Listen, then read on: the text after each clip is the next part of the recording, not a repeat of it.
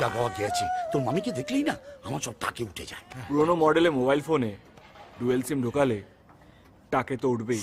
খবরদার, এই কথা যেন মামি জানতে না পারে। মামি জানতে পারলে না গলায় কলসি দড়ি দিয়ে ডুবে মরবে।